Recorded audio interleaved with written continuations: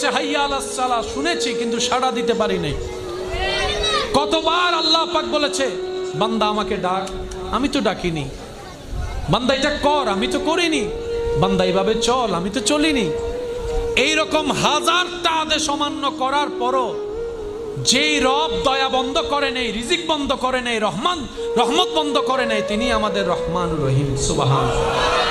তো মুমিন বান্দারা আফসোস করে না, আপত্তি করে না, ওনারা অপেক্ষা করে রবের হুকুমের।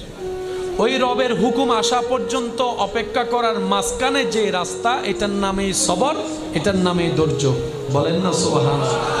ওনারা সবরের রাস্তা দিয়ে যায়, শুকরের মাধ্যমে নিয়ামত নিয়ে আসে। সেজন্য আল্লাহ তাআলার প্রিয় বান্দা যারা হয়েছেন, হবেন, সবাইকে কষ্টের ভিতরে যেতে হয়। এটাই বিধান, এটাই নিয়ম। এখান থেকে